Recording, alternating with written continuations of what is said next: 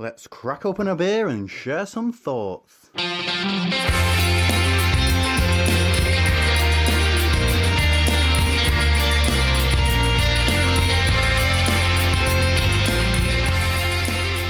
Welcome to Opinions, and we're back in your ears once again. The beer is in the glass and we're ready to go. But we're not alone this week, are we, Martin? No, and we have a guest from Northern Ireland, Stephen O'Kane from Fauna Brewing. Welcome to the show. Thanks very much, gentlemen. Very nice to have you along, Stephen. Yeah, it's great to be here. It's my first time on a podcast. I'm a little bit nervous about it, but I'm looking forward to it. I'm sure you'll be fine once the beers start flowing.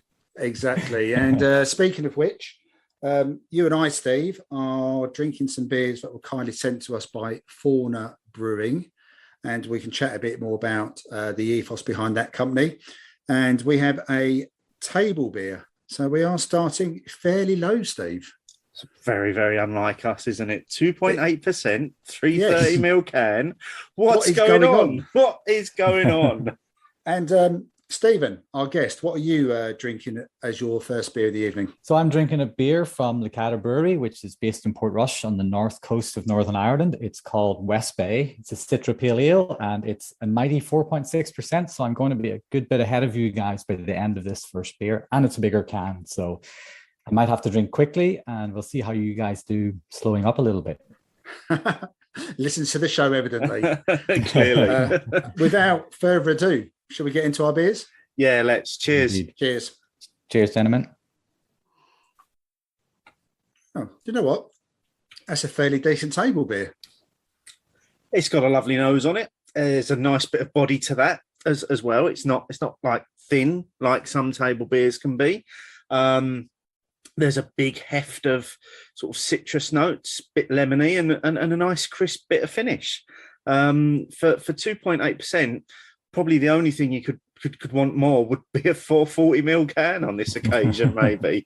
Yeah, that's exactly what I was going to say. I mean, those citrus or sort of orange and lemon notes coming through nicely. I think it was the aroma which struck me straight away, but once it was in the glass and you were pulling it up to drink it, really powerful aroma, actually. It's a big, bold aroma, isn't it? There's it's really, like you say, powerful. Yeah. There's really strong notes come off of it. Yeah, there was no holding back on that. While I look up a few notes on this beer, Stephen, tell us a little bit about yours. Well, I would say what you've said about your beers sort of comes through in my beer as well. This is the Cheetah Brewery is it's a brewery that I'm a member of. It's a co-op brewery, and I'm on the board of directors, a volunteer director there. So I do know this beer fairly well. I've drank it quite a few times in the past. But it sounds quite similar to you have in your glass, because it's dry hopped with Citra. It's definitely got quite a lot of zesty lemony notes to it whenever you're drinking it. It's definitely obviously a bit stronger than your beer, but it sounds very similar. Yeah, I mean, yours is definitely in that sessionable, almost IPA session ale territory, isn't it? Yeah, just about in there. So it is. So a little bit of stone fruits off it as well.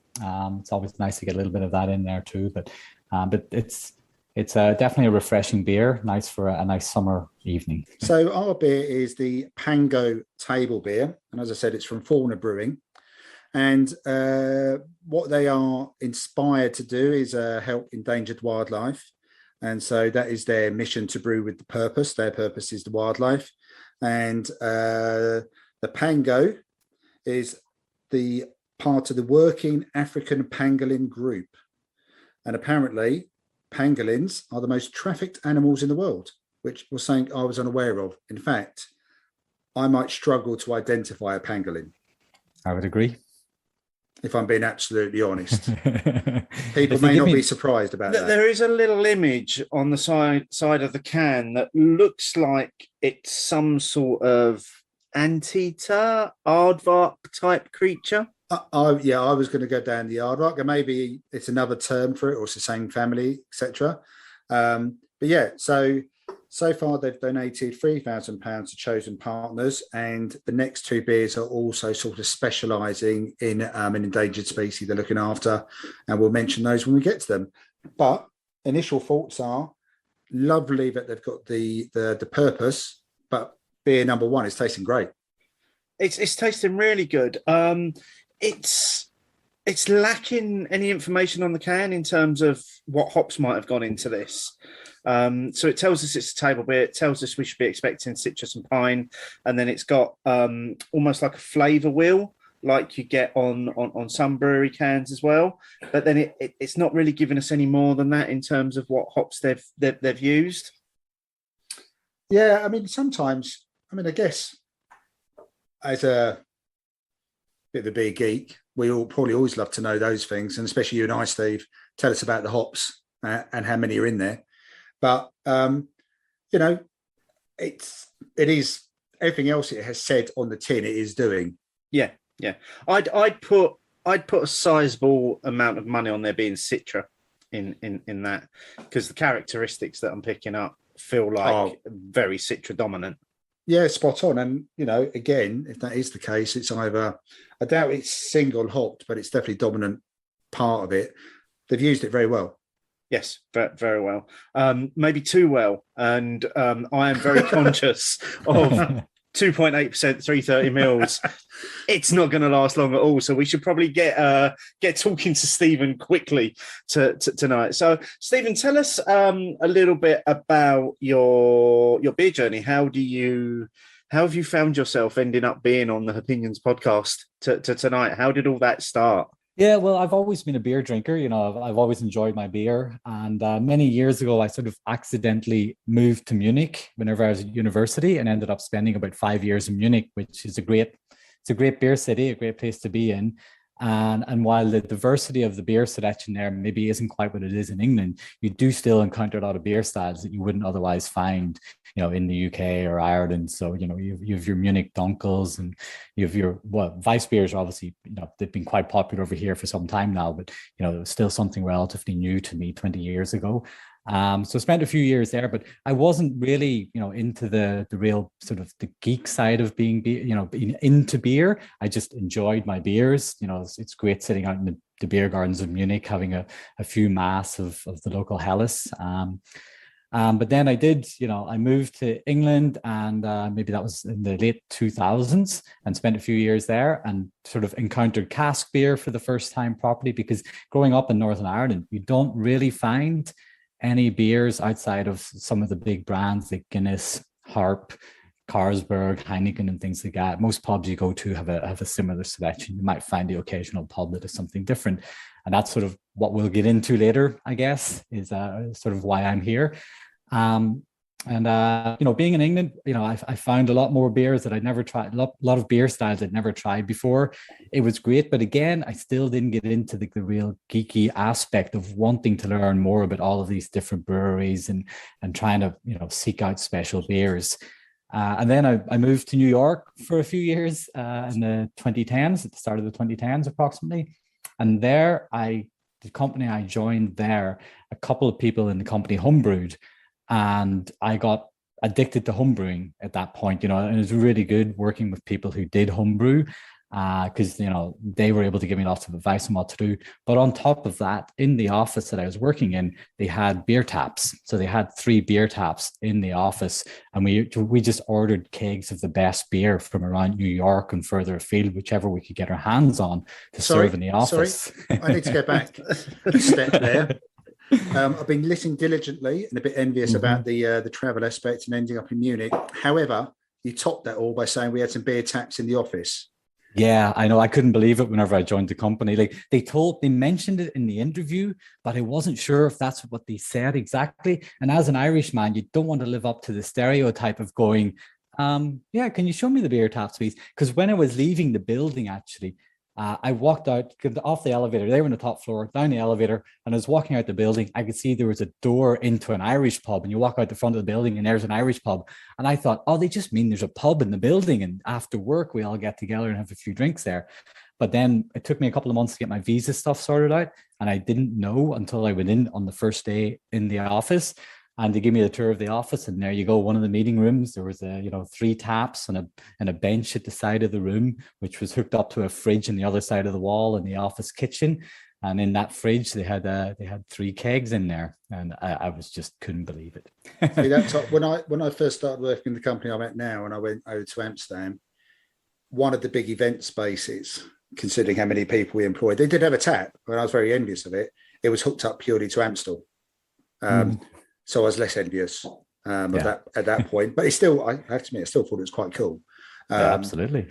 But I don't think anyone was allowed to do any different ordering in Amsterdam. Whereas it sounds like you and your colleagues, especially presumably the other home brewers, were able to almost create your wish list. Absolutely. I mean, some of the beers we get in were amazing beers, you know, from some of the best breweries across America. Other half had just opened in New York not long after I arrived, and soon we were getting kegs of other half in there.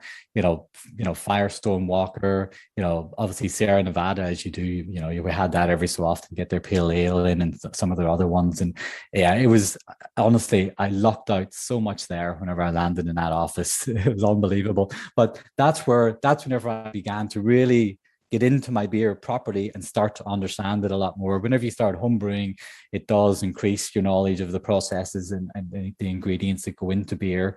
And yeah, it's just so from there, that's where things really kicked off. And a couple of years later, I ended up doing the Certified Cicerone course. I started going to some homebrew competitions, sort of learning about how the judging system worked, and then eventually started, preparing myself for the BJCP exams, which I passed just before COVID lockdown kicked in. So I've never gone to a competition to judge any yet. Hopefully I will someday. And then what happened was in 2018 I moved back home to Northern Ireland, and that's where, you know, once you're in the beer scene, no matter where you go, you want to learn more about it and get involved. And so whenever I moved home to Northern Ireland, you know, I found out there was this brewery in the North Coast, not far from where I ended up moving to, called Licata. I eventually became a co-owner in the brewery. You know, anybody can go and invest £100 plus to become a co-owner in the brewery. And then, you know, a year or two later, I got myself elected onto the board. And so I've been on the board now for about 18 months. And on top of that, you know, I joined Camera whenever I moved here because, you know, there isn't very much beer advocacy in Northern Ireland. There's BR, which is an all Ireland group, which I joined as well. But I think they still focus mainly in the south of Ireland because, you know, that's, there's a bigger catchment area there. There's more people in the organization that are there. Camera sort of does cover the Northern Ireland aspect of a little bit. And they're a little bit different to Camera in the UK. They're still obviously under the same organization umbrella, but we're just more interested in just seeing some variety of beer get into pubs, because that's one of the big problems we have in Northern Ireland. Even on keg, you get a very limited selection of beers, and cask is difficult to get, and especially post-COVID times now. There's only a few pubs that might have it at the minute, and hopefully some of the pubs that used to have it will get it back. But pre-COVID, you know, the number of pubs that were serving cask was maybe 10 or 15 pubs in Northern Ireland. So, you know, while they would like to see more of that, and that's one of their primary focuses, like anywhere in the UK, they care about cask. They also just care about getting some local Northern Irish beers into pubs here, trying to get a greater variety on the bar top, you know. So Steve's face when you said kegs of Sierra Nevada pale ale, Stephen, was a picture. Just put it this way, you know, when you go for a job interview and you get the opportunity to ask questions at the end, every job interview I'm going to now is, do you have fresh Sierra Nevada available on taps in the office? Because if you don't, frankly, I'm not interested. That sounds like one hell of a journey that you've been on in terms of places where you've experienced beer and how you've grown as a beer drinker throughout that. And I think you started to touch on it there. Coming back to Ireland from the States must have been quite the awakening for you in terms of beer, having had access to, as you said, some of the best beers in the world, and then coming to a landscape in Northern Ireland that maybe didn't have quite the same selection that you had become accustomed to. Yeah, it was definitely, I knew what I was getting into because, you know, I was going home every year anyway to Ireland to visit my family and friends and things. So, you know, I knew it was changing slowly.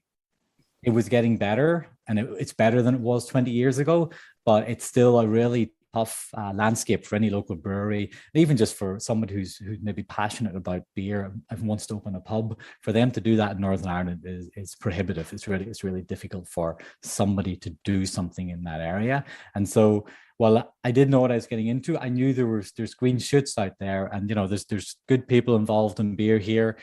They're making some great beers, but they are up against it a little bit, not a little bit, a lot with the legislation and the rules around it here. So I went to Northern Ireland a couple of years ago, so closer to Newry. I remember the podcast, and I can't remember back then. I was thinking, should I contact them about this situation then, and I didn't do it then, and probably should have done. But anyway, fire away.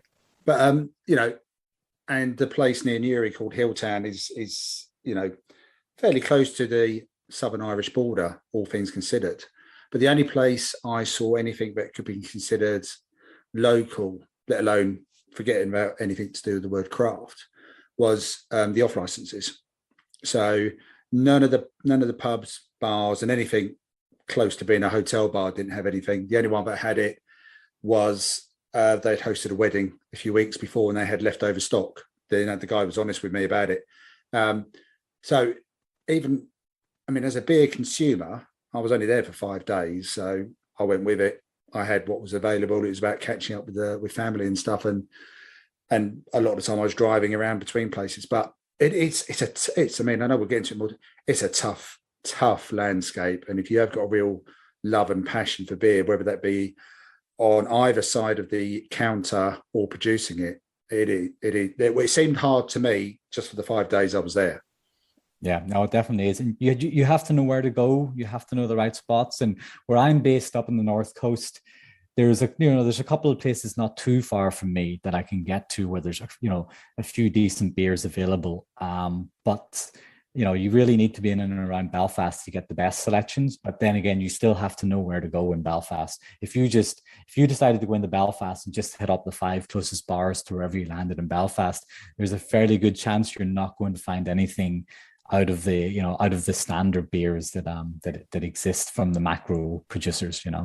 Well, I might, obviously, all things being considered, be trying to get out there again for a family celebration. So I might ask you for the full list. Absolutely. To be honest, we have a map. We have a map we can share with you. Excellent. Love a map. Yep. So yeah, no, I that would obviously be handy from a personal point of view. But does that kind of thing get out there?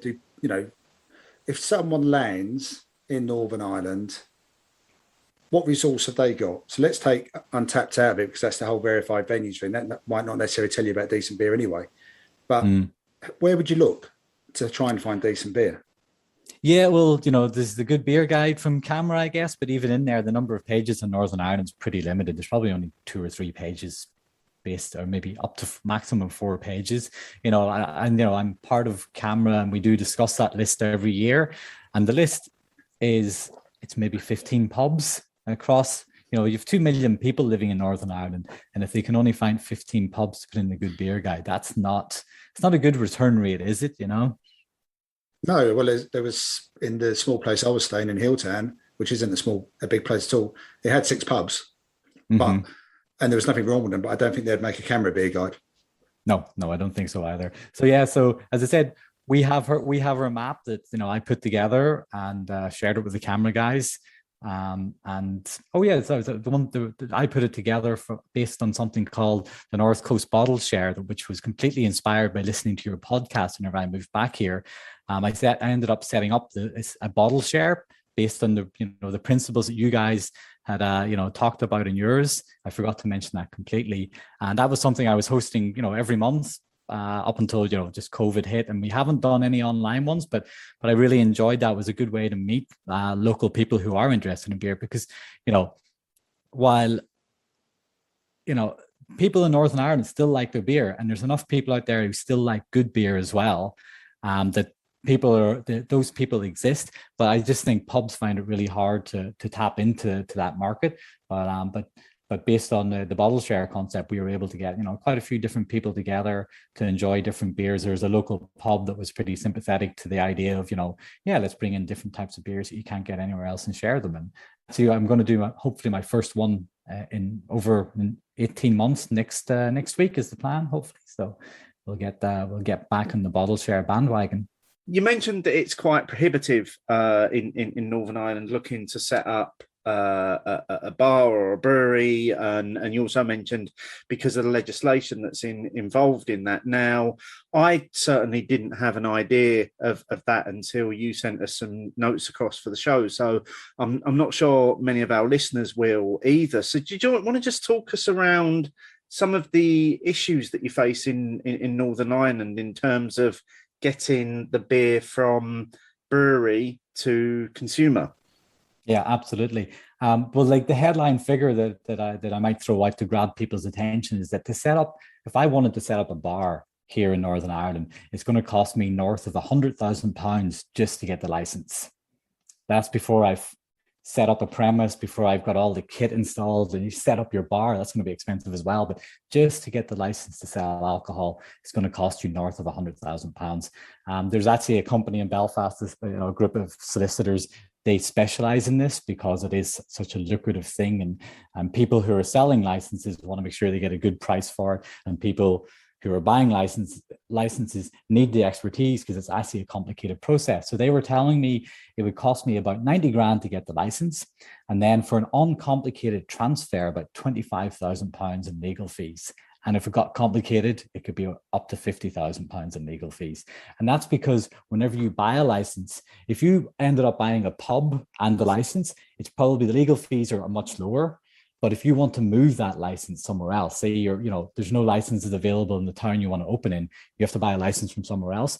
Whenever you try to move that license to the new jurisdiction, local publicans in that town can object to it. And you would imagine they will, because that's competition and they will not want necessarily to see more competition in their area. So, and that's just the tip of the iceberg.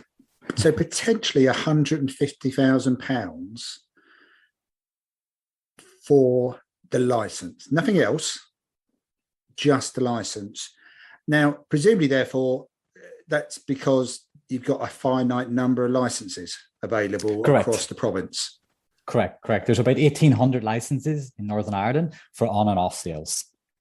So that's not, I don't know how many licenses exist in England for on and off sales between, pubs and tap rooms and off licenses and things like that. But it's 1,800, I think, approximately in Northern Ireland. I don't know if anybody knows the exact figure, but it's around that number. But the reason for this is quite a historical reason. You have to go back to about 1905, I think. Okay, just before you do the history lesson, because I just want to jump in with a question about just what you've said there, on and off licenses. So does that mean that supermarkets have to have one of these very finite number of licenses as well? Absolutely, and they do need one of those. And one of the reasons why you see a decline in the number of rural pubs in so many villages now without a pub is because a supermarket nearby has gone, well, we need, if we're nearly every supermarket has an off license in it, and we need to sell, we need a license. And so a little pub shuts down, supermarket buys a license, and that pub's never ever going to open again because it's just not financially viable for somebody else to try and get a license and reopen a village tavern and, create that sort of nice atmosphere. You're going to have the community atmosphere in a local pub. That license is probably gone forever because supermarkets aren't going to give up on that. Yeah, they're not going to let go of it, are they? And no. They're certainly going to look to maximise on the profits if they ever do sell it on. So have you got a rough idea of maybe what the percentages of licenses that are owned by supermarkets? I don't, unfortunately, but what I will say is, in the last 30 or 40 years, the number of supermarkets that do have a license has shot up dramatically. I remember whenever I was a kid in the 80s and 90s, you went to a supermarket, there was no off license in a supermarket, hardly. They rarely had one. And then at some point they realized, we need to have one of these. This is a great way to make money selling alcohol to consumers. Who knew?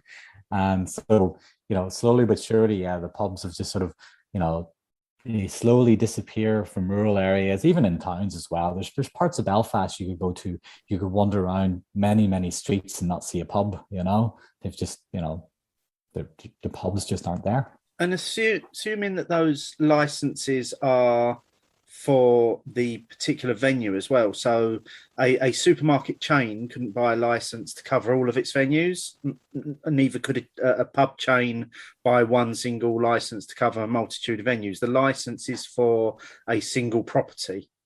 Exactly that. The license is for a single property. So there's one chain of off licenses in Northern Ireland. I think they've got about 88 branches, and they have to have an individual license for each branch. Goodness and so me. probably their bank balance, probably the value of their company is mostly on paper. I don't know. I'm just sort of speculating, but the value, well, if they were trying to buy something or expand, they probably use that as a big look. We have all of these paper licenses that are worth, if we, what did I say, 88 licenses, about 90 grand each.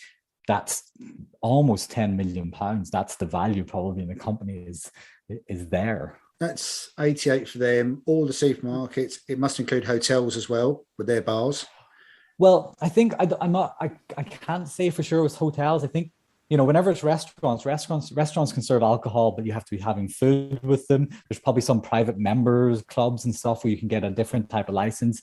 I'm not 100% sure with hotels, but I think if anybody who's operating like a proper bar where you're able to open until, like midnight and, you have a full range of drinks and all that, I think, I would imagine most hotels have a full license. If you don't have a full license, you have to be serving food with it or something like that. I'm not 100% certain of that.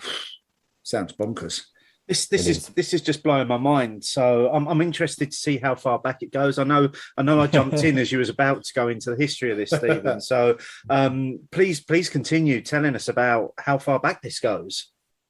So this goes back to 1905, I think, approximately. There was back in the early 1900s. At that point, this is pre-partition in Ireland. So Ireland is the United Kingdom of Great Britain and Ireland. And at that point, somebody in government, some clever politician, decided that there were too many alcohol licenses in Ireland. There's too many pubs, and possibly the Irish people are drinking too much. Just maybe, I'm not sure. But anyway, and they decided they wanted to limit that. So at that point, they said, all the licenses that exist right now, that's it. We're not granting any more new licenses. And we're going to implement something called a surrender principle, which basically means that if somebody does give up a license, that license disappears.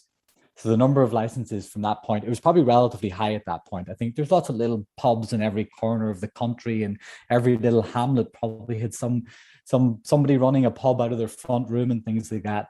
And so probably for the first 50 or 60 years, it didn't matter that much. The number of licenses was probably going down slowly as some licenses were given up. At this point, you also have partition in Ireland, and Northern Ireland becomes, its own sort of, well, you have the separation of the South and the North, and the laws in Northern Ireland are the same. I'm not fully aware of exactly of how the laws work down South, but they've definitely changed over the years. I haven't had time to dig into all of the historical consequences of licensing in the South of Ireland. It's still complicated and expensive down there, but it's maybe not as archaic as it is up north. So the number of licenses obviously gets to a certain point where people realize these things have value. Something that intrinsically shouldn't have value ends up having value because it's a finite resource, and nobody's changed the law since 1905. And so eventually the number of licenses in Northern Ireland reaches a certain amount where people go, right, well, if I want to get a license, I now have to buy one. And slowly but surely, the population slowly increases. You need the occasional more. You need more pubs to serve that population. Supermarkets come onto the scene; they want to get the licenses, and so I don't know exactly when licenses really started to become valuable, but certainly in the last 20 years, and it's probably longer. I'd imagine if you go back to about the 80s or 90s, is whenever the price of licenses really becomes something that's a significant investment in you trying to start a pub. And that just kills the ability of somebody who wants to get into the trade to actually get into the trade. And so, you end up in the situation we're in today. Licenses selling for almost £100,000 before extra add-on costs. My mum and dad tried explaining a lot of the time when I was younger the reason for Ireland being partitioned, but I reckon that licensing law was probably the problem, trying to limit the amount of pubs the Irish could have. I mean, for goodness sake, like you say, maybe for a period of time, the impact wasn't so felt. And having some sort of value in a license, but if it's now got to a point where people have such a vested interest in that status quo being maintained, you are stifling innovation. Absolutely. I mean, there's any number of people, I think, in Northern Ireland who might want to start, like if you're a craft beer enthusiast, you might want to just go, hey, I'd love to just start a micro bar. Like micro pubs in England are great little venues to pop into. A high street can be rejuvenated by a few cases they got popping up, but it's just impossible to do in Northern Ireland. Whenever somebody does have a license, the only thing that's really viable for them to do is try and maximize the license itself. So a lot of places will try and expand the boundaries of the premise that they have to make the most of the fact that they do have a license. So you end up with bars, just getting bigger rather than having a variety of little small bars all over the place. But the main problem that you have with the licensing system as it is at the minute is that people who do commit to getting into the trade, right? So somebody does decide they want to buy a pub, they want to buy a license. They've been working in a pub for years and they think they can do it themselves. If they do decide to go down that route, you're so much in the red by the time you open doors that the first thing that'll probably happen is you'll go and talk to Guinness, Diageo, or you'll go and talk to C&C, which they deliver Tennent's and Heverty and a few other beers. You go and talk to one of these two big distributors, and there really are only two big distributors in Ireland, and they'll ask you, hey, well, we'll give you a contract for X amount of, we'll pay you 40 grand for 5 years, you stock our beers, and that's going to be really enticing at that point. You're going to be like, well, that'll help that big, hole in the bank balance. And so you end up signing up to become, you end up serving only their beers mostly, and it just creates a market where the consumer is left with very few choices because every pub you go into mostly serves the same beers. And I think it's still a law across the whole of the UK that every pub has to have at least one guest tap. If you guys have heard of that law? I can't remember if it came in with some of the beer laws. Yeah, I think that was part of the beer orders. Beer orders. Yeah. The term guest, I think, can be loosely interpreted sometimes with guest ales rebadged, but the concept is there, and a lot of tied houses do offer you a guest option. It's usually under the cask branding, a cask beer. So you haven't even really got. So it's prohibitive even to get a guest. So the thing what happens is if your beer is provided by C&C, so you get Tennent's and Heverly and I don't know, they have a few other beer brands out there, and your guest tap will probably be Guinness, because you're not going to open a pub in Ireland without Guinness, And then on the flip side, if you happen to be contracted with Guinness and you're going to have your Harp and your Guinness, obviously, and maybe you'll have Smithwick's and a couple of other lines of draft, you'll probably get Tennent's in from the other guys because they'll be like, yeah, well, that's your guest tap then, And so it's they've all got it all sewn up, haven't they? Really, they really have. Yeah, it's that, and that's why even whenever you go into a pub, you would like to maybe see one different type of beer on. You probably won't see a different type of beer on apart from the standards. I could probably write you out a list of 10 beers, and most pubs you go into in Northern Ireland, you'll get a selection of those 10 beers and not much else, unfortunately. I find it mind-blowing that this 115-year-old law just has not evolved with the times and the population, and it's very much seems to be stifling the industry. I'm assuming that also therefore extends to breweries wishing to open a tap room and sell their beer fresh to the consumer, because the brewery will need a license to do that, and there are no licenses available. So how can they open a tap room?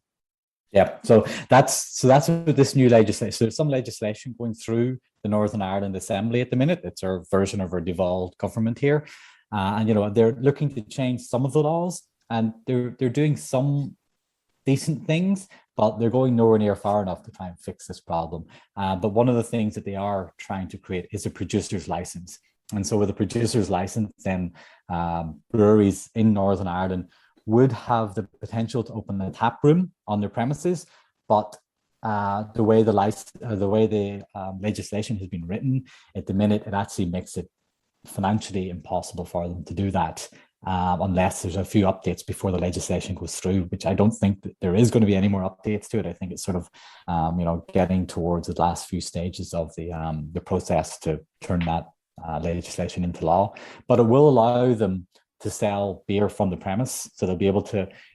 We at the Cheetah Brewery, we had pre-COVID, we were doing tours, and people couldn't drink our beer, and on the tour you couldn't give them any beer to drink. Maybe a thimbleful of a tiny bit of beer, or else you're breaking the law. And whenever they're leaving the tour, we couldn't sell them any beer either. It was completely impossible for us to make something like that happen. And so we ended up, it doesn't really make that much sense to do the tours whenever there's very little that you can do to sell your own product. And also it frustrates the consumer a bit. If you're a guy from America who's on holiday over here, you go, oh, there's a great little local brewery down there, let me go and visit it, I'd love to try their beer straight from the source. Nope, we have to point them in the direction of the nearest off license so they can go and buy some to take on their journey with them, but so yeah. I'm amazed that there are any breweries in Northern Ireland. I really am, because it just seems as though everything is stacked against you not going down that route. There seems to be no investment or support in local business and local enterprise.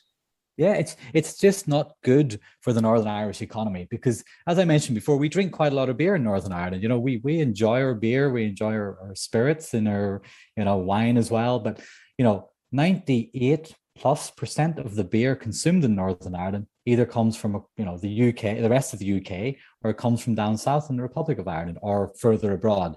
It's very hard to get any local beer to allow it to gain any sort of traction, to grow properly, to try and make things happen. And so all of those jobs that are involved in making that beer, none of those jobs happen in Northern Ireland. The Northern Irish brewery, the amount of people working in brewing in Northern Ireland is probably not more than 100 people.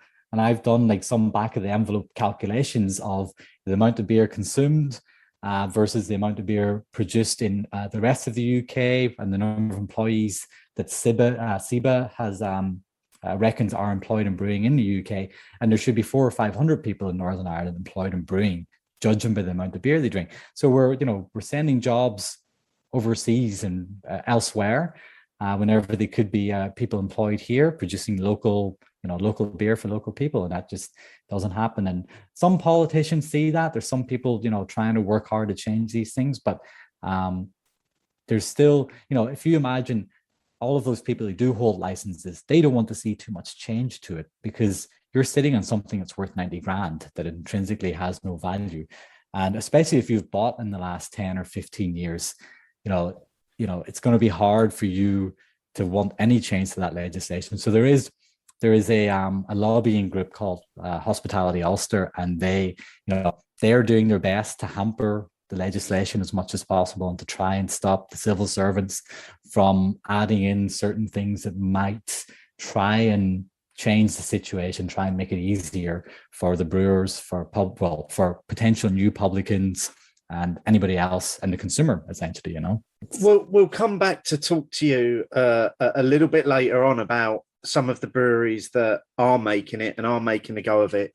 I have found that absolutely fascinating. I never understood that was the situation. Obviously, both Martin and I have got a fairly decent idea of what the situation's like in the south of Ireland, due to having good friends in Wayne and Janice down there, who obviously talk about the situation quite a lot. But I just find this license thing amazing.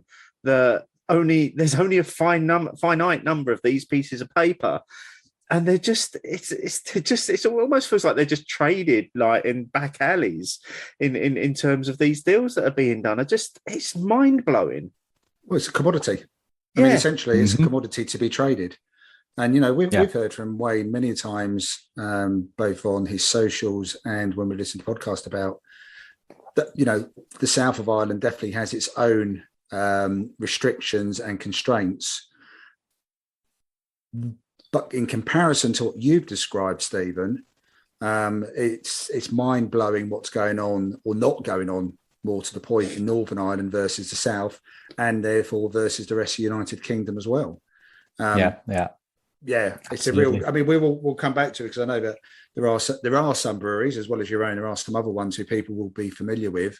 But yeah, I mean, that's one hell of a setting up of the picture, though. Thank you for that. You're welcome. You're welcome. I know, like, I do know down south, they created some new legislation a few years ago, but it's turned out also to not work that well for the breweries. You guys know Kinnegar Brewing over in Donegal. I think you've had some of their beers in the show before. And I was over there maybe in 2018, and this was a year or two after the new legislation had gone through. And I went into the brewery. They have a little shop in there where they sell T-shirts and things like that, but they don't sell any beer again. And I said, "Oh, do you have any plans to open a tap room with the new legislation?" They're like, "No, not really, because the legislation was badly written, or it doesn't make financial sense for us to do it yet." And they're a great brewery in a big town, and if they had a tap room, I'm sure it would be very popular, but they've looked at the numbers evidently, and maybe it's changed since then. I haven't popped, well, not with COVID, it probably hasn't, but I haven't popped in there in a while. But even a brewery the size of Kinnegar, they're fairly big as far as one of the independent craft beer breweries in Ireland goes. Even if they can't see the point in doing it, then that legislation seems to have failed as well. I'm glad I've got another beer to go to after all of that. Yeah. I mean, predictably, why you've been telling us about that, Stephen, and we've been having our minds blown. The Fauna Pango table beer evaporated rapidly, as we guessed it would at only 2.8%. But I thoroughly enjoyed that, Martin.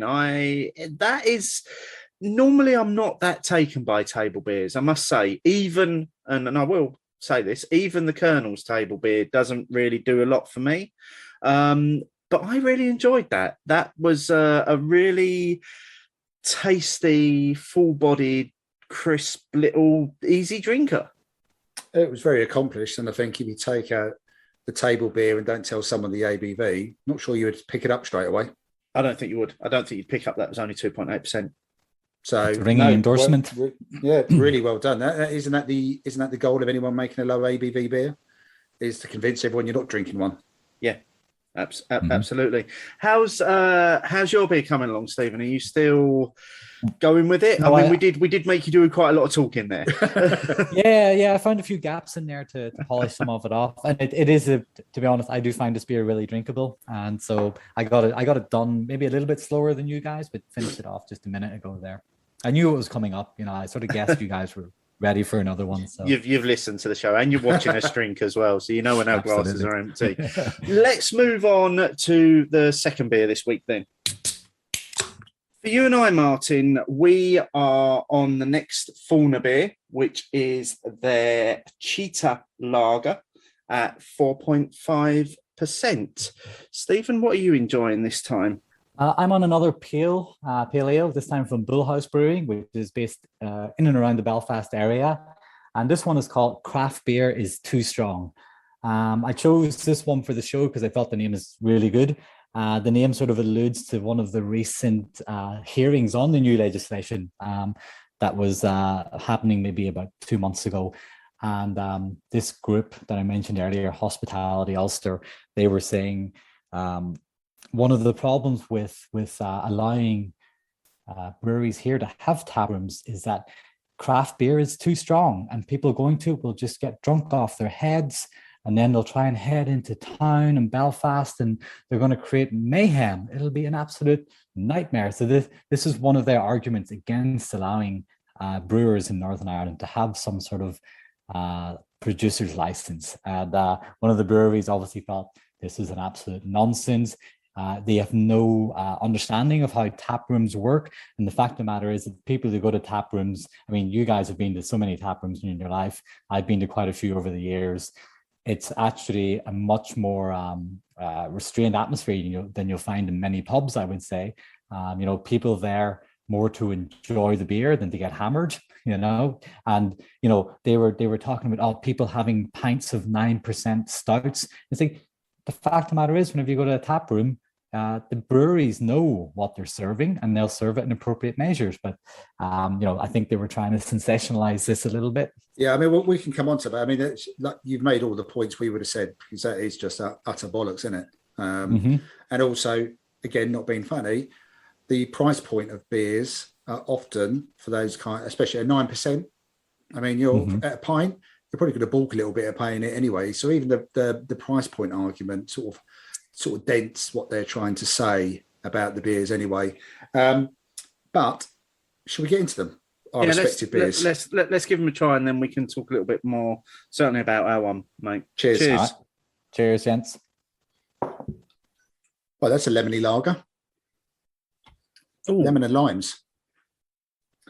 Very much so. Yeah, bready and floral on the nose. Real citrus characteristics, and then that lime comes through really strongly at the end, doesn't it? I mean, yeah. I know there's no additions in this, but the ingredient combinations, the hop combinations that they must have used in that to get that flavour, are pretty quite good actually. That's really well balanced. Yeah, I mean, to be honest, I'm not sure I would have, apart from the bready element initially on the nose, hard to pick it out as a lager almost. Apart from there was felt like a little bit of extra carbonation when I first poured it in the glass. As Steve said, so this is the Cheetah lager. So this is the Cheetah Conservation Fund. And apparently the last 100 years, 90% of the cheetah population has been lost in the world. And so the Cheetah Conservation Fund are completely dedicated to try and save the cheetah in the wild. So again, another worthy cause with supporting the wildlife. Very much so. Continuing in the theme with what Fauna are trying to do, and we obviously will put a link in the show notes to their website, so you can read a little bit more about what the brewery's aims are and what each of these different beers are aiming to do as well, with their different support for different charities with each beer. Yeah, definitely. But I mean, what I'm going to say again is that this is again a very, very good beer, and I think there's been a lot of beers over the years that have had very worthy causes behind them. Not all of them hit the mark straight away as a beer. So, if you can get the product right and you can then get your message out there, it's a win-win for everyone. And surely that you're going to raise more money as well if they can get enough of it out there. Absolutely agree. Yeah, and like I say, they've launched with the 3 beers that we're trying tonight. So that's the table beer, the lager, and an IPA, which we'll come on to. But certainly from what I've tasted so far, if people try their beers, they're going to hopefully succeed in what they're setting out to do, aren't they? Yeah, that's it. I'm massively impressed because I did have I'll be honest, a little bit of not cynicism, but like I said, sometimes my experience has been the message and the ethos has sometimes been better than the product. Well, while we're drinking this, let's get on to this week's question. Opinions, opinions, opinions, opinions. Which was, if you were interested in opening a pub, what would be the most likely thing to stop you from doing so?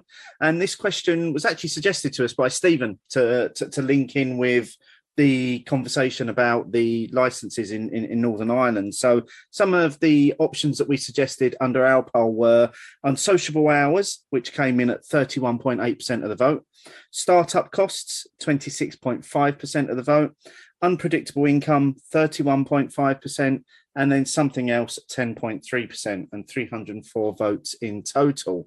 So let's go through some of the feedback that we've had, and then we'll come back to our discussion about our thoughts on this and how that links into the licensing situation. Well, the licensing situation, Northern Ireland would give 100% startup costs, I imagine. Wouldn't just at that audience. But yes, let's get into some comments here. So from Matt Jeffs at Nimbus, the 18 months I worked in a tap room, I barely spent any quality time with my wife. We lost all weekends together and some weeknights, and that's the lowest rung of the ladder. There was a dog higher up the chain than me. From Points of Brew, sounds like a daft thing to say, but for me, having discussions now about this very thing is location, especially post-COVID. Do you go city centre, outskirts, or an outlying town? Likewise, parking, no parking, all come into play, which either make people come, or if it's too much effort, they won't bother. Johnny Beer Boy, at Johnny Beer Boy, 100% startup cost for me. I cannot even conceive of ever having the money to be able to start up a pub. And even with some form of huge loan, I can't ever imagine being able to cope with the repayments. From Rob Zilla at Rob Many Handles.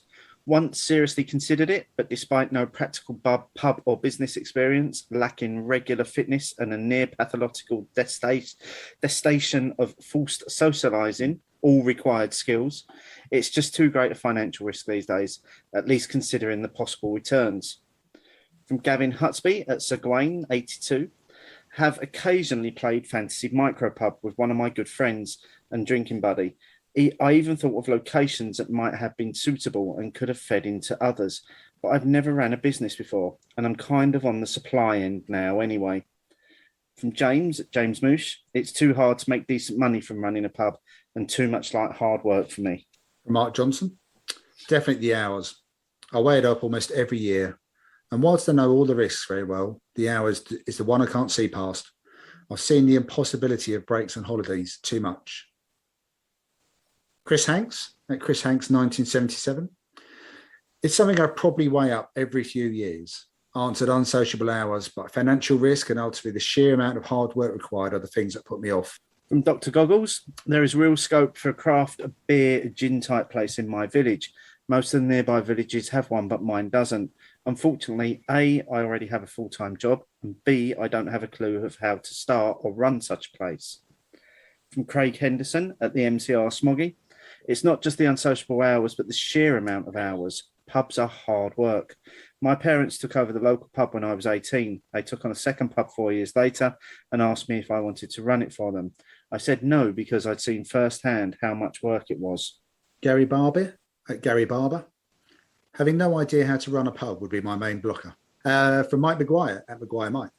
As beer nerds, I bet we've all romanticised about owning a pub. All of the above scared the pants off me. The one thing that scares me the most, people, specifically drunk, aggressive clowns. Hats off to the folk in the industry dealing with that daily. From Mike Hampshire at Mike's Taproom, the landlords of the property, based on when we ran the pub in Bradford and post efforts to take on a new pub, without a friendly, forward-thinking, cooperative relationship with a willing and interested landlord, you will consistently have a weight around your neck that won't budge. And then finally, from Rich Taylor, none of these reasons are reason to stop me doing it, as I would know what I'd be in for before opening my own pub. Research and knowledge are a key factor when opening a business, so a pub is no different. Like any new businesses, you get what you put in. Now, there were some really interesting responses to that. And I'm wondering how many people would have changed their view if we had put it in the context of the discussion that we had with Stephen before we asked the question, in terms of if the mere license to get a pub was 150k, would you be interested in trying to make a success out of that business? Because that was kind of the context that we asked the question in, but obviously people answered it in a very, very different way. What do we think about this? Stephen, maybe your views first, seeing as you put the question to us. Sorry, before you answer, Stephen, could I reframe it a little bit? Take the startup costs out of it for you, because take out if we remove the licensing law issue of having a finite number and the cost associated with that, what would be your answer? To be honest, I think my wife. I'm not sure my wife would allow me to open a pub. That comes under other then, yeah? yeah. Something else, like the unsociable hour, like there is a lot of, I've never run a pub, but I've worked in a pub before. And yeah, it's a lot of hard work. Even as just somebody, who was working there, he didn't have a lot of responsibility. He was like a fairly junior member of staff. But, the amount of effort and time that goes in for somebody running a pub, it really is, it has to be a labor of love. You really have to, have your heart in it, make sure that it's something you want to do. But honestly, I would say there's no way my wife would let me do it. So I'm sticking with that as my answer. But, startup costs in Northern Ireland would be the biggest problem. But I couldn't get it past my wife, I think. So that's what I have. Thank you for the honesty. What about you, Steve? I'm really not sure. I thought initially when I saw those four options, I thought Unsociable Hours would have been the one that would have jumped out the most at me, because it does feel like if you were to own and run your own business, it feels like it's a 24/7 job that you get rarely any breaks. You can't take holidays. You're always on call, sort of thing, which I suppose is all part and parcel of running a business. But I think the more I think about it, it's probably I would be leaning towards the startup cost. If money was no object, I'd still be worried about the startup costs, especially post-pandemic, when we're in a very, very different world, and we're seeing that businesses still aren't necessarily succeeding like they used to. I think it's a massive risk to take right now in terms of potentially starting a new pub or bar. I couldn't agree more. I would definitely be flipping between 1 and 2, the hours and the startup costs. I think you're right. I think some of the best pubs I've been to are ones where the landlord and landlady are there the whole time. They probably live above the premises. They may have the odd afternoon off, maybe a Monday when the pub isn't open, perhaps something like that, if that still happens in some places. But you have to live it. I think you have to live and breathe it, especially if you're a local for people. I've definitely played that fantasy pub game where I've got in my head, I've got the best bar in the world and it couldn't fail. And I think a lot of, as it was said here, I'm sure a lot of beer nerds have played that one. But even just talking to anyone I talk to about running their own business makes me think, I'm not sure I ever want to do that. Throw in the unpredictability, which is even more so, as you alluded to, Steve, post-COVID, and a very different world for 18 months, which directly impacted hospitality. I can't see myself ever doing it. I think the only way I would do it would be I come into such a large sum of money that I fund someone else to do the unsociable hours. Mm-hmm. Well, that's the approach I take. Just hire a really good GM to run it for you. I mean, not rich, obviously. No, not rich. No. Because I think my other worry would be that I would end up drinking my profits, because if I run a pub, it would only serve the beers that I wanted to drink, and then I'd be behind the bar drinking them, not selling them. So be like the 70s when ex-footballers used to run their own pubs and stuff, and hardly ever of them made a successful fortune out of it. I think there would be a danger there. I think you would need a general manager, someone who knows it, someone who can be left to do it. And, joking aside, someone who's got the experience such as Rich has got, and other wonderful bar staff that we've met over the years, Steve. More than happy to then have my input in it and to take my unfair share of the profits, because I've put all the money into it, but to actually be behind the bar 7 days a week or 7 nights a week.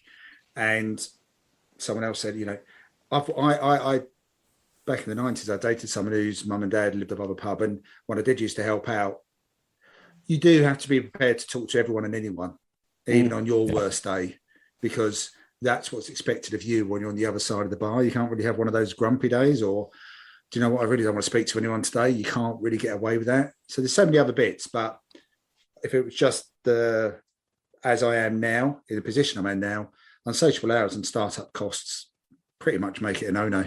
Yeah, I'd agree though that even just starting a business in itself is a lot of hard work.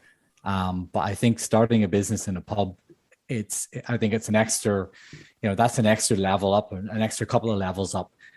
Because there's so much responsibility and time that has to go into doing that, and unless you're a pub that can afford to close a couple of days a week, and I don't know if many pubs can afford to do that really, even in the in the rest of the UK, it's definitely it's really a hard really a hard amount, like a lot of work, and yeah, it's the amount of return you get out of it, you just have to really enjoy that.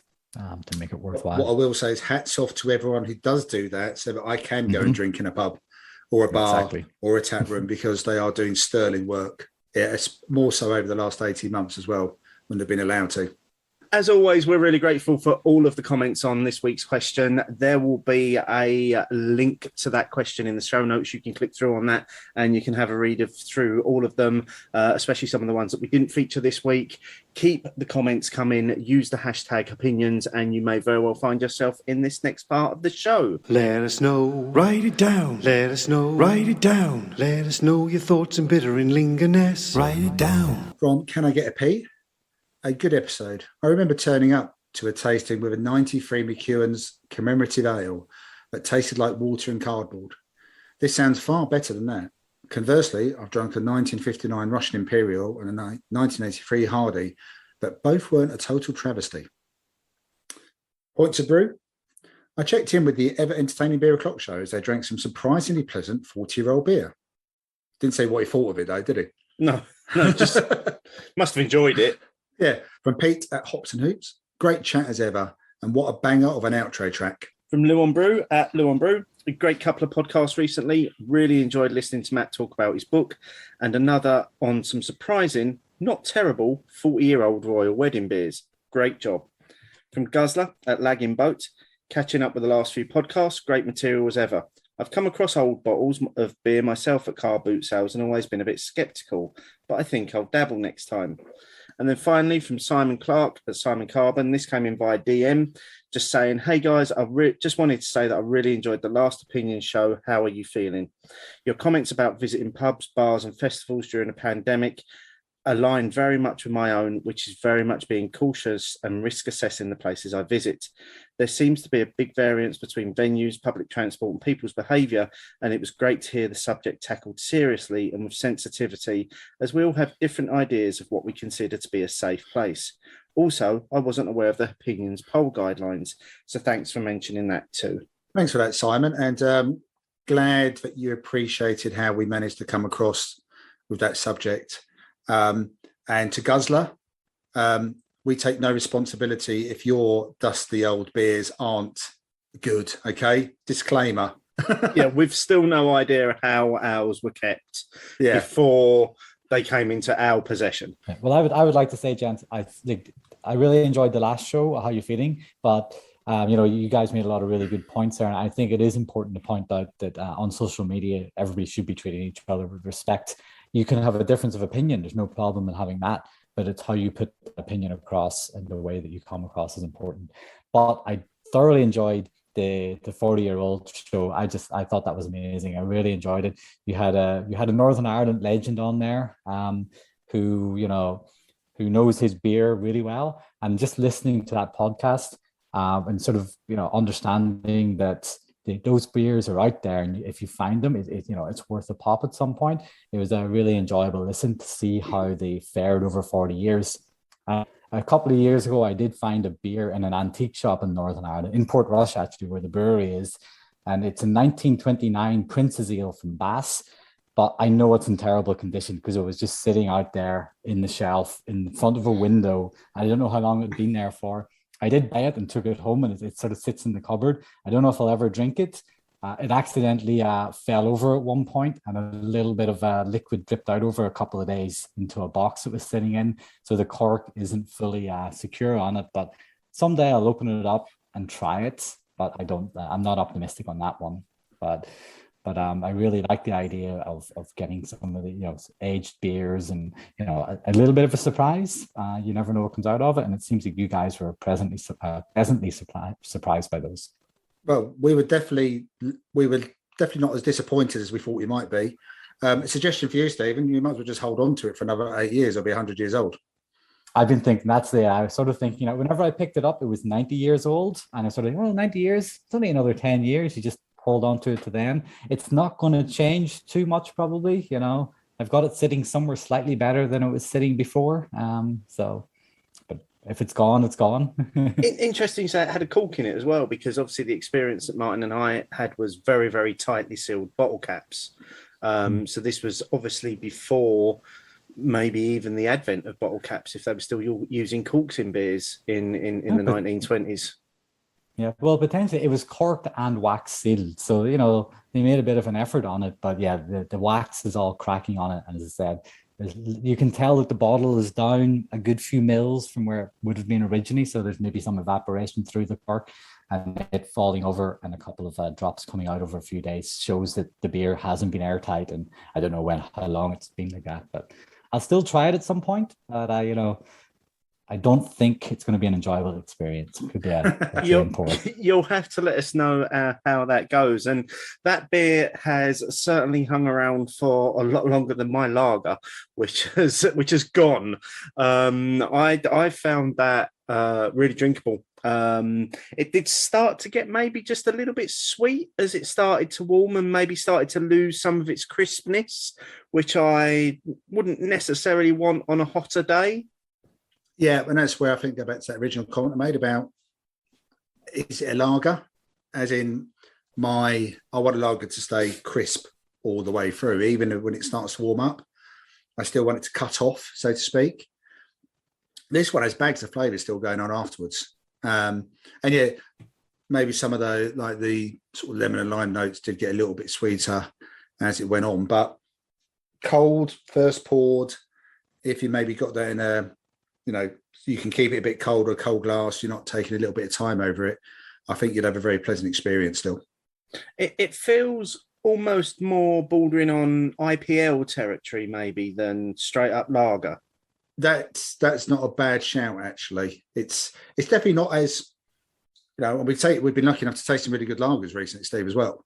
And they all had their own characteristics, but they definitely had a bit of a common denominator amongst them as well.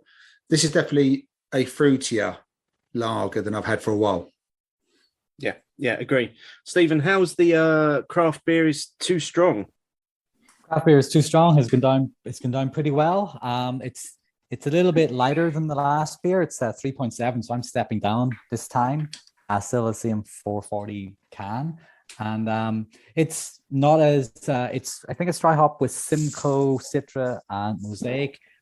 There's definitely much less of a citrusy flavor to it than the last beer I had. But it is a little bit, I wouldn't say sour at the end. It's got a little bit of a spritziness to it at the end. It's sort of a little bit palate cleansing in a way. It's been pretty good. I'm almost done with it, so it's been enjoyable. Well, in typical Hopinion style, without making you want to finish a beer, we are going to move on to our next beer this week. The final beer for us this week, Martin, is once again from Fauna, and this is their Wild Dog IPA, coming in at a quite low 4.2% for an IPA. I'm surprised it just doesn't say just say session IPA, because it's almost in the perfect place for that, isn't it?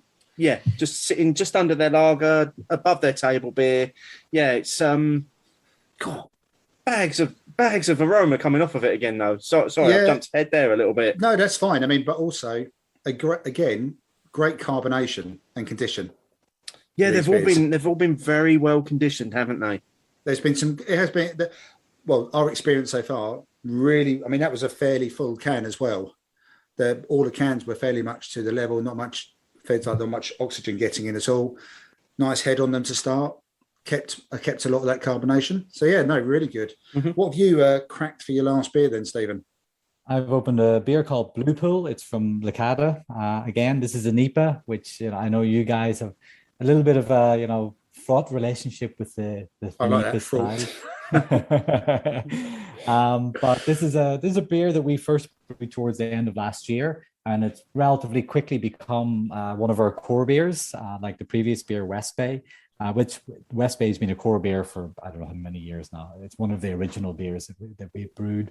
Maybe not original, but certainly it's been around for a few years. This one here has only been around for less than a year, but it was, it's proved pretty popular in the Northern Irish market. I hope you guys will get to try it someday. I'll try and get those cans over to you at some point. I think even you guys might like it. It is a very tasty beer.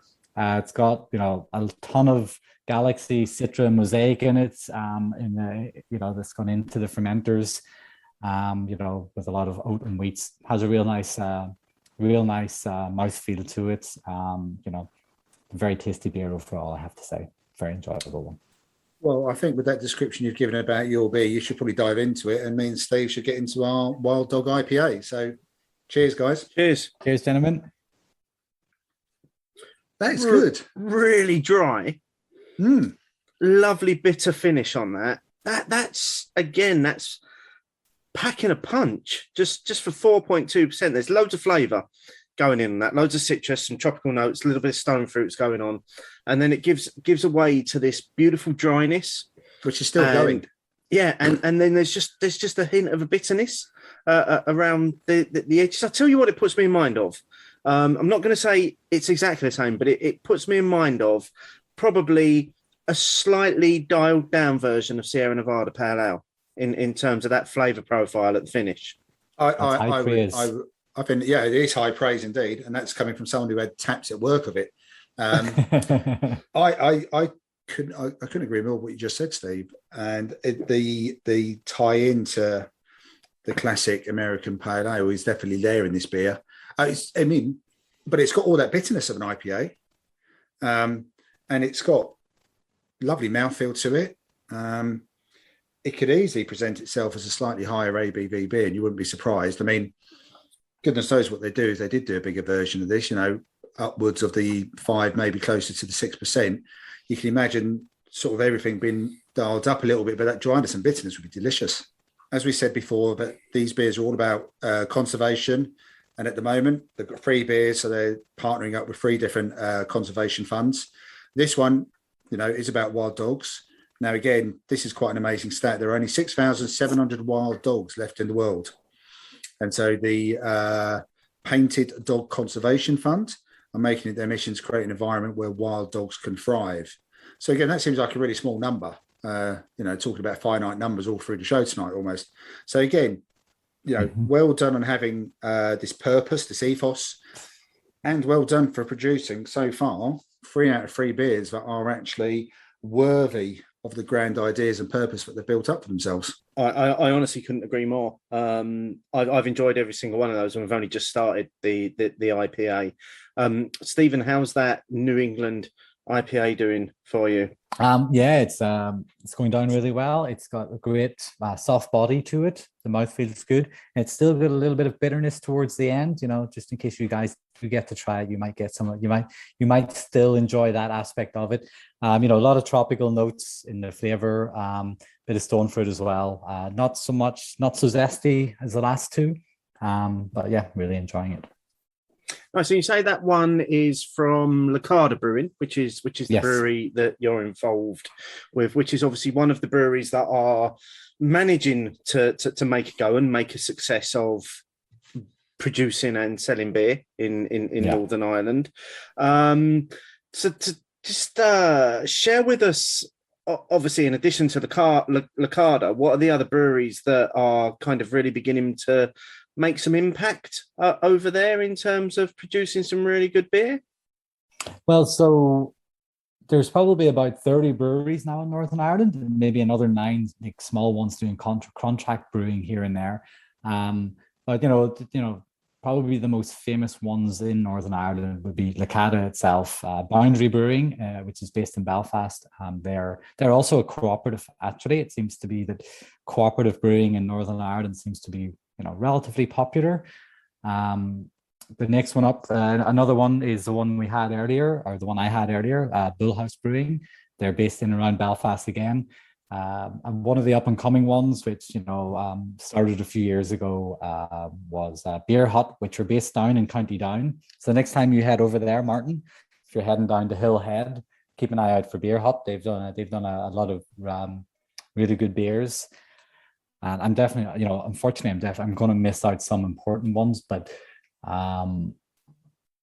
you have Heaney Farmhouse Brewing, which is based in a little place called Blahy, but they were brewing initially in Boundary Brewing in Belfast, and they've sort of set up their own one. Knockout Brewing in Belfast as well. Mourne Mountains, again, if you're Martin, whenever you're back down in County Down, the Mourne Mountains are a big thing there. So there is, as I said, there's about 30 in Northern Ireland altogether. But here's a nice headline figure for you gentlemen as well about brewing in Ireland. The oldest independent brewery that exists in Ireland was founded only in 1981. So there is nothing older not in Northern Ireland, actually, that's in the whole of Ireland. The oldest independent brewery in Ireland was founded in 1981. And so, it sort of points to this fact that, the market in Ireland just has been difficult for anybody to get into, to sort of get their own beers out there. If you go back to the 1800s, I think there was more than 200 breweries on the island of Ireland. And, by the time you get into the 20th century, that number's down to 50. By the time you get to the mid 20th century in Ireland, and this might just be a number for the south because there may have been 0 in the north, I think there's only 8 breweries in the whole of Ireland. And I would imagine Guinness owned, they may have owned more than one of those. And I suspect the rest were not owned by any sort of independent families, or if they were, they soon disappeared. So the oldest brewery that exists on the island of Ireland is called Hilden, and they're based outside of Belfast in a place called Lisburn, and they've been going since 1981. And so that sort of tells you a little bit of the story of, the history of brewing in Ireland may be long and storied in some ways, but it's also quite short in other ways. That, there was complete, the industry was probably hollowed out in some way and was just taken over by big international interests. And, it took a long time for some breweries to sort of really get themselves going again and start to brew on an independent level, try and get themselves, get themselves into local pubs and things like that, so it's probably a very young craft beer market in many ways, despite the history and the reputation that Ireland has for enjoying their beer, drinking escapades, So, okay, so let's talk about Licata where you are, because you've probably got a bit more direct experience. But given everything you've said, it must be a real challenge for anyone who's doing sales to get those beers into either the off or on trade. But presumably you do. But, give us an example. Is it? It must be a real challenge to get it. Because supermarkets often won't. Over here, co-ops do local beers a lot of the time. Tends to be the one, but it will be off licenses per se, and then maybe the odd pub over here and there. Yeah. What are the challenges? Well, yeah, you're definitely right. The challenges are getting into anywhere that may have more than one outlet. Any of the bigger outlets or any supermarkets, it's very hard for one of the small local independent breweries to get into. There are a couple that get into Tesco and Sainsbury's over here. Hilden, the oldest one in Northern Ireland, does manage to get their beers into both those supermarkets. Whitewater is another. It's one of the older breweries in Northern Ireland, and they're quite big now. They've got quite an impressive facility down in Castlewellan. Again, County Down, Martin, next time you're down there. But they've had some investment by tenants, so they're still more than 50% independently owned. I don't know the exact numbers, but they've had a little bit of a boost from the big boys. But you'll get their beers in the supermarkets. But from Licata's point of view, whenever they first started up, they spent a lot of time just creating relationships with off licenses that they knew were not sort of tied in with any big suppliers or any big or they were chains of off licenses. The chains of off licenses over here, they're looking for the big bulk buys rather than trying to get small local independent craft beers in. But fortunately, I guess one of the advantages we have is there's maybe a lot of little independent off licenses in Northern Ireland. And so the majority of our sales, especially recently, do come through the off licenses. Getting a beer on tap somewhere is pretty difficult. We have a couple here and there, but not too many. But then we're also responsible for getting that line in there and looking after that line. If there's any problems with the tap or the line or the beer's too foamy, we're responsible for trying to deal with that and get somebody out to look at that. So, I think one of the side effects of the fact that Guinness and C&C do manage essentially the infrastructure of a pub, but Guinness have a great team, massive team that goes around the country, and I think they clean the lines for pubs to make sure all the infrastructure is working well. They make sure their beer fobs are working well, make sure the taps are set up right, and clean the lines. They will, I think what they do is they end up making cellarmanship a little bit of a a skill that's not necessary for the pub owner. The pub owner concentrates more on running the pub and his relationship with his customers, and doesn't necessarily have to know how to manage the actual dispensing of the beer. That's taken care of them by, whichever company they've gone with. And so if we do want to put in a beer line in a pub, that can be, we would have to try and we have to take responsibility for that, or you have to teach them how to manage your lines. And it's maybe questionable as to whether a pub owner would like to take on that extra responsibility themselves. That's an additional challenge to everything else I'd already added in there. So on top of, yeah. So what are Lacada trying to do? What would you say? I mean, you're a fairly young brewery, which I guess is the same for a lot of the breweries in Northern Ireland, given what you just said. But what is it you are trying to do? Are you trying to sort of have some of those styles which people will recognise pretty instantly when they do come across them, and then try and introduce, like the NEPA style? Are you trying to slowly convert one by one people over to some different choices? We make a pretty varied range of beers. We run the gamut from your small table beers all the way to impy stouts. We've tried everything in between. Steve's favorite sours, and obviously we've got our NEPAs now. The fortunate thing that we have going for us is that we have a pretty good head brewer. Whenever the brewery started off back in 2015 approximately, the guy who started it all, he was a home brewer already, and he got a few people together and got a load of money committed from these people to get the initial equipment they needed to brew beer on a relatively decent scale. And he's done a great job over the years of producing some fantastic beers. And we only trade on our reputation of our beers. It's hard for us to do much more than that, because we can't get ourselves onto lots of bar fronts. There's a few enlightened pubs in Belfast. There's a few great pubs in Belfast that we've had our beer on in the past, and we'll have our beer on in the future. Once COVID is, well and truly, hopefully behind us, or we've all learned how to cope with it properly.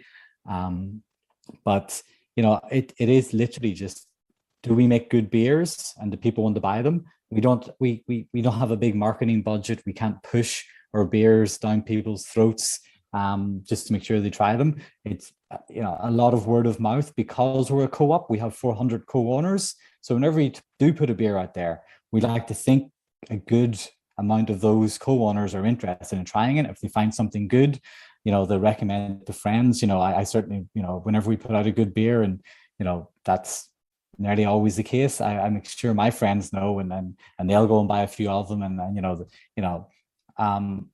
probably with us, it really is word of mouth. And I think a lot of breweries in Northern Ireland have to sort of work on that respect. You have to make good beers, or else you're not going to last long here, because you can't get into pubs, and you can't get, if your beer is on a bar, everybody knows how important it is to have a beer on the bar.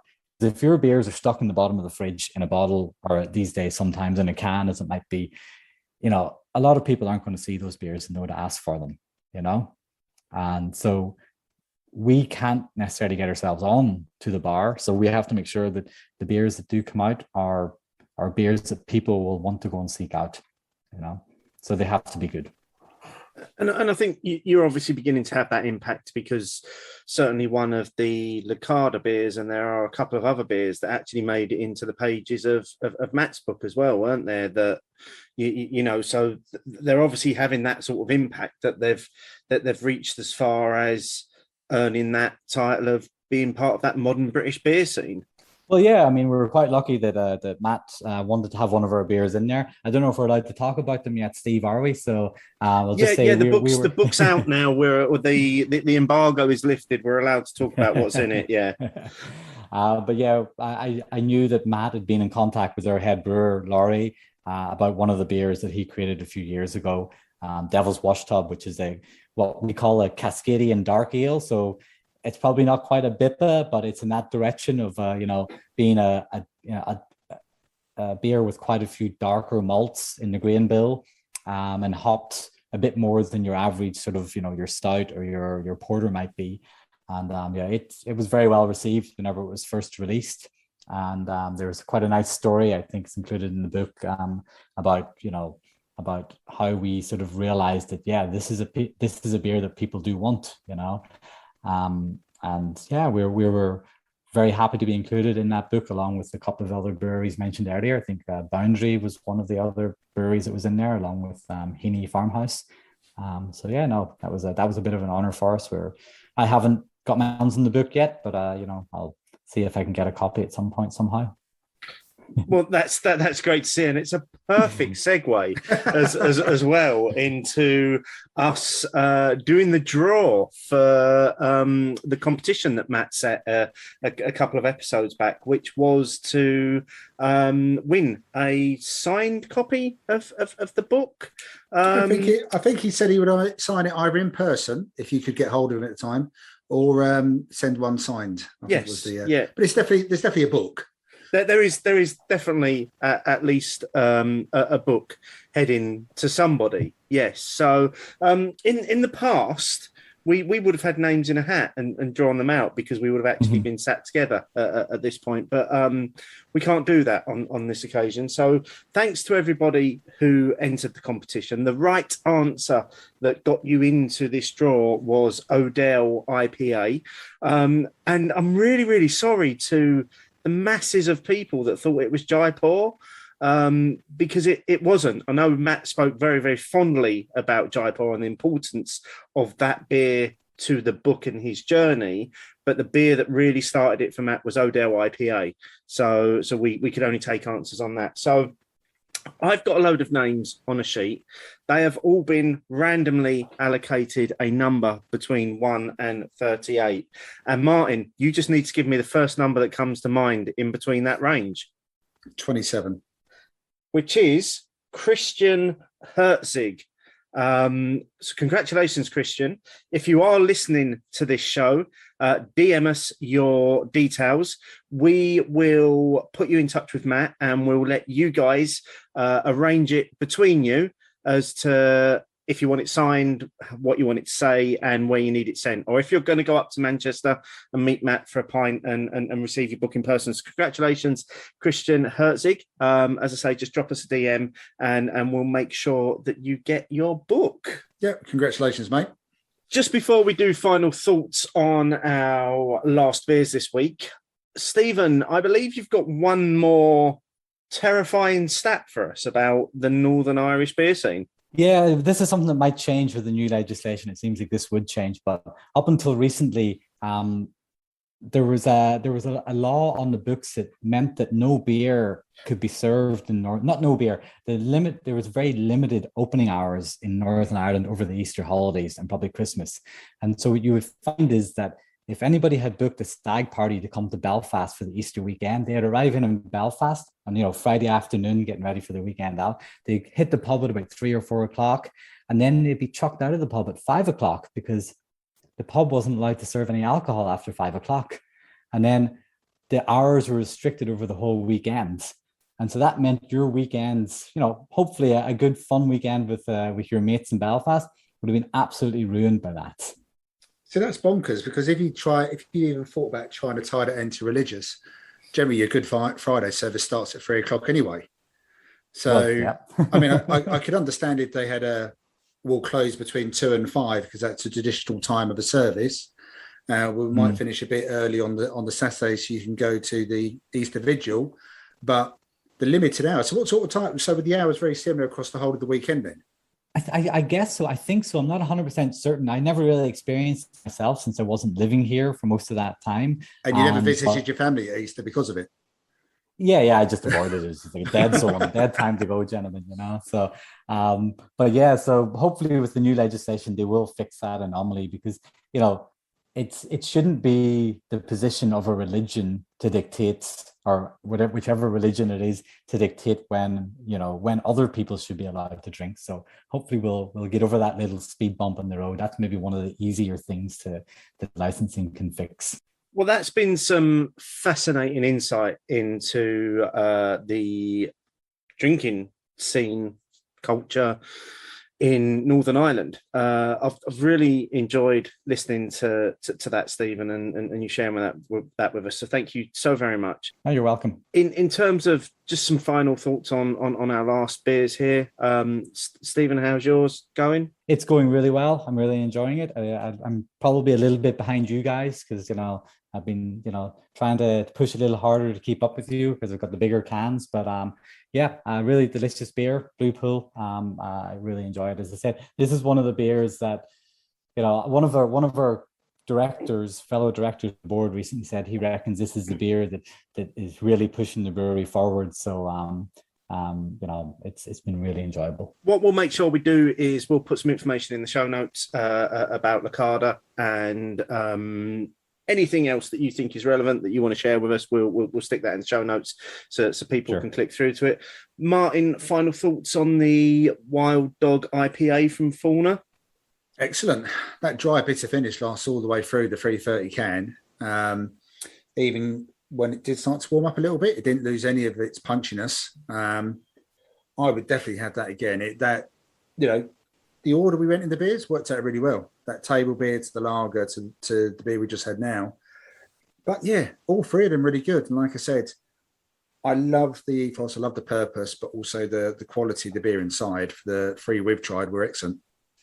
I can't add anything to what you've said there. Really delicious beers, all three. And we are very grateful to Fauna for sending those beers over.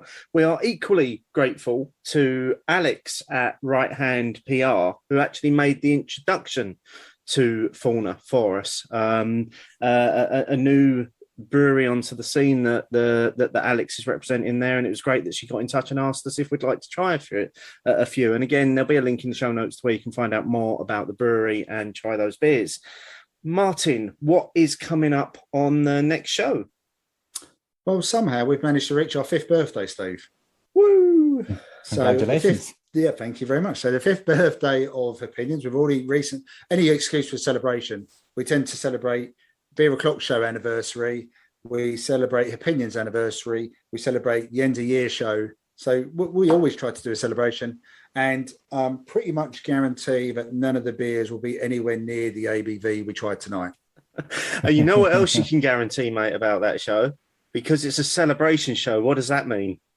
I don't know. You're going to come up with something really daft. You've got a spreadsheet, and we're going to drink about 440 cans, which are about 11%. No, mate, it's the thing that you love the most, which is when I drop a random quiz on you about stats. So there's a 2-week warning to do a little bit of thinking. For goodness sake, you and your stats and your spreadsheets. Next year you'll be tweeting me saying, "Oh, I've got an idea." But yeah, that's going to be a great show. I am really looking forward to that show, and we will also be revealing on our 5th birthday show all of the details about the beer that we went up to Brew York to brew with Elusive Brew as well. So that is going to be a show that you are not going to want to miss, because you're going to get to hear all of those details first on the podcast. So really looking forward to that. Stephen, one more time, thank you for joining us tonight. Thank you for sharing some insight about Northern Ireland. We've really enjoyed it. I've really enjoyed having a beer. All that's left to say is cheers. Cheers. Cheers, gentlemen.